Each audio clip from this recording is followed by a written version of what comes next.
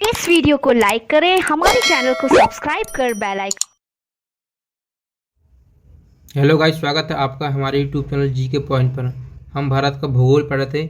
भारत के भूगोल में हम भारत की नदियाँ पढ़ रहे थे। इसके पहले हमने वीडियो को पार्ट 1 बनाया था, जिसमें हमने सिंधु नदी तंत्र को पढ़ाया था। ठीक है, सिंधु नदी तंत्र में उसकी सहायक नदियाँ झेलम, चिनाब, रावी, सतलुज, ब्यास को पढ़ा था। उसके बाद हमने वीडियो का पार्ट 2 लाए थे भारत की नदियों का, जिसमें हमने सिंधु नदी जल समझौता देखा था, जो भारत और पाकिस्तान के मध्य हुआ था 1960 में। ठीक है, और उसके बाद हम वीडियो का पार्ट 3 लाए हैं। इस पार्ट 3 में हम गंगा नदी तंत्र पढ़ेंगे। ठीक है, गंगा नदी तंत्र में गंगा नदी और उसकी सहायक नदियों को इस वीडियो में देखेंगे। ठीक है, चलिए तो वीडियो को स्टार्ट करते हैं। देखिए, गंगा नदी तंत्र जो क्या है, गंगा नदी तंत्र भारत का सबसे बड़ा नदी तंत्र। ठीक है, क्या है, भारत का सबसे बड़ा नदी तंत्र।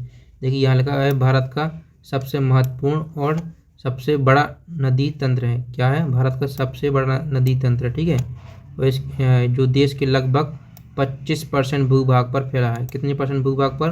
25% भूभाग पर। ठीक है, और गंगा नदी इसकी सबसे बड़ी नदी, याद रखना। गंगा नदी तंत्र की सबसे बड़ी नदी कौन है? गंगा नदी। ठीक है, बस अब देखते हैं गंगा नदी को। ठीक है, गंगा नदी के बारे में पढ़ते हैं। चलिए, तो गंगा नदी का उद्गम गंगोत्री हिमानी गौमुख से होता है। कहाँ से होता है गंगा नदी का उद्गम? गंगोत्री हिमानी गौमुख से होता है। ठीक है, इसको याद रखना, जो उत्तराखंड राज्य में स्थित है। कहाँ है? भारत के उत्तराखंड राज्य में, याद रखना, गंगोत्री हिमानी। इस नदी की कुल लंबाई कितनी है? 2525 किलोमीटर है। कितनी है? 2525 किलोमीटर है, जो कि भारत की सबसे लंबी नदी, याद रखना, भारत की सबसे लंबी नदी है। ठीक है, तथा इसका अववाह क्षेत्र कितना है? ठीक है, 8,61,404। क्या? 8,61,404 वर्ग किलोमीटर। ठीक है, याद रखना है। तथा मुख्य परियोजना टेहरी परियोजना, याद रखना, जो टेहरी परियोजना और टेहरी बांध है, वो क्या है? भारत का सबसे ऊंचा बांध, याद रखना। भारत का सबसे ऊंचा बांध क्या है? टेहरी बांध, जो कौन सी नदी पर? भागीरथी और भीलांगना नदी पर बना है, याद रखना। टेहरी बांध क्या है? भारत का सबसे ऊंचा बांध है, और भागीरथी प्लस भीलांगना नदी पर बना है, याद रखना। ठीक है, और जो भारत का सबसे लंबा बांध है, ठीक है, ये लंबा ऐसे में, वो कौन है? वो है हीराकुंड बांध, जो महानदी पर बना है, याद रखना। ठीक है, उड़ीसा राज्य में है। चलिए तो आगे देखते हैं।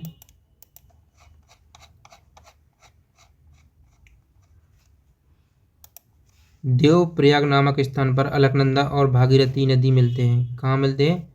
देवप्रयाग, प्यार रखना। जितने ही प्रयाग है मैं आपको सब आगे अच्छे से डिस्कस करूंगा। ठीक है, सभी प्रयाग पढ़ेंगे हम। अलकनंदा और भागीरथी नदी मिलते हैं कहाँ पे? देवप्रयाग में, याद रखना, जिससे इसका नाम भागीरथी हो जाता है।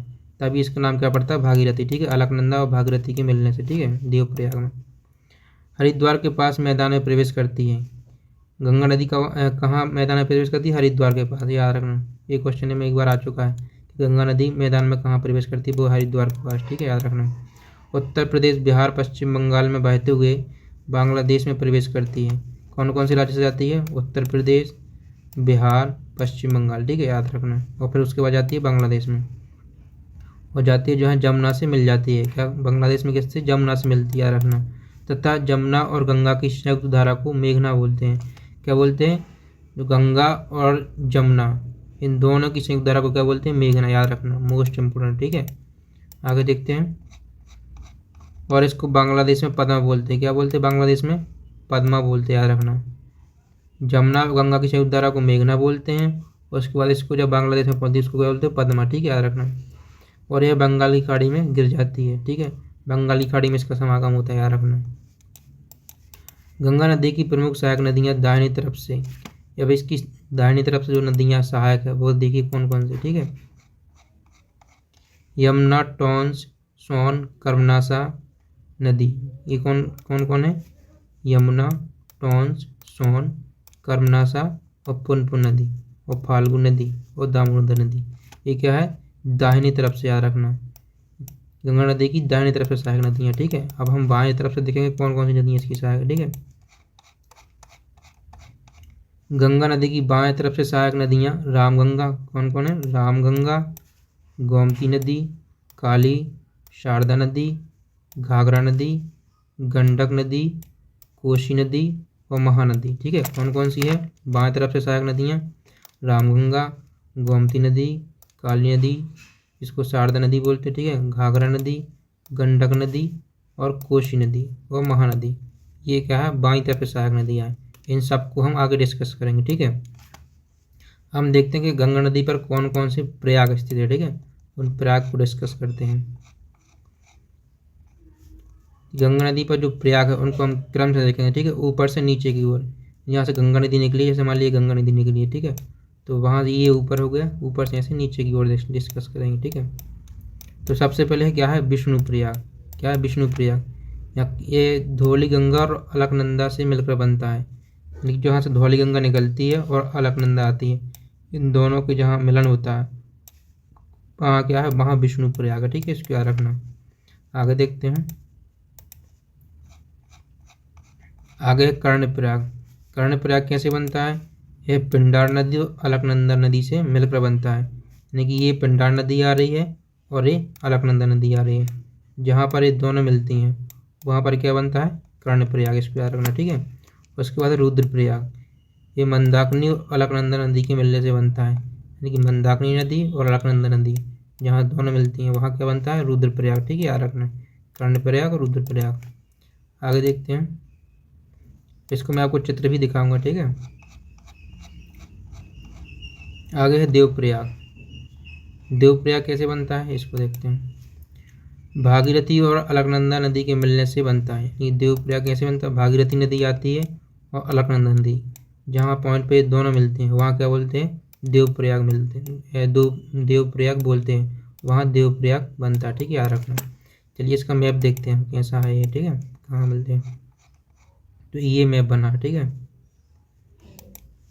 ये माना दर्रा है, ये दर्रे मैंने आपको पढ़ाए थे, आप एक बार दर्रे का वीडियो जरूर देखना तो समझ में आ जाएगा। वही नीति दर्रा है। कौन सा दर्रा है? नीति दर्रा। एक मिनट है ना, ये नीति दर्रा, ठीक है। ये दोनों दर्रे कहाँ है? उत्तराखंड में, याद रखना। मैंने बताया थे आपको जब दर्रे पढ़ाए थे, ठीक है।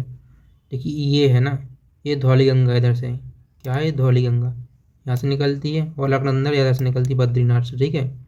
ये दोनों नदियाँ जब यहाँ आके मिलती है तो यहाँ क्या मिलता है, विष्णु प्रयाग। धौली गंगा और बद्रीनाथ धौली गंगा और अलकनंदा मिलकर करती है, क्या बनाती हैं, विष्णु प्रयाग, ठीक है, इसको याद रखना। उसके बाद इधर पिंडार नदी, ये पिंडार नदी इधर से निकलती है, ठीक है, और ये अलकनंदा नदी जब यहाँ दोनों आके मिलती हैं तो यहाँ क्या बनता है, कर्णप्रयाग बनता है, ठीक है, याद रखना। उसके बाद ये अलकनंदा नदी से आगे चली जाती है, ठीक है, ये चली आ रही है, और इधर से केदारनाथ से ये मंदाकिनी नदी आती है, ठीक है, और ये यहाँ आके मिल जाती है तो यहाँ क्या बनता है, ये रुद्रप्रयाग बनता है, याद रखना। यानी अलकनंदा और मंदाकिनी की नदी से रुद्रप्रयाग, और इधर पिंडार नदी और अलकनंदा नदी से कर्णप्रयाग, इधर अलकनंदा नदी और धौली गंगा से विष्णु प्रयाग, ठीक है, याद रखना। आगे फिर जब ये नदी जाती है अलकनंदा नदी, ठीक है, ये जा रही है और यहाँ से आ रही है क्या, भागीरथी नदी। जब ये दोनों नदियाँ आगे मिलती हैं इधर, ठीक है, और ये भिलंगना नदी है जो भागीरथी में आगे, इधर टेहरी बांध बना हुआ, ठीक है, यानी भागीरथी प्लस भिलंगना, ये दोनों नदियाँ आती हैं इधर, इधर से अलकनंदा नदी, तो यहाँ क्या बनता है, यह देवप्रयाग बनता है। तो आप इसको याद रखना, ठीक है। ये इधर भारत का मैप ऐसे देखिए, इधर ये है, इधर उत्तराखंड राज्य, ये सभी इधर है, ठीक है, ये गंगा नदी है। आगे देखते हैं। ये देखिए, ठीक है, ये इस प्रकार से फिर ये देवप्रयाग में से ऐसे गंगा आगे चली जाती है, ये चली जाती है गंगा ऋषिकेश हरिद्वार होते हुए, इधर है हरिद्वार, इधर मैदान में प्रवेश करती है गंगा, ठीक है। आगे देखते हैं। अब हम देखेंगे गंगा नदी की सहायक नदियाँ, यानी गंगा नदी की सहायक नदियाँ कौन कौन सी हैं वो हम अगले वीडियो में देखेंगे, ठीक है। आज के लिए इतना ही। उम्मीद है आपको वीडियो पसंद आई। अगर वीडियो पसंद आ रही है तो चैनल को लाइक शेयर सब्सक्राइब जरूर कीजिएगा। धन्यवाद।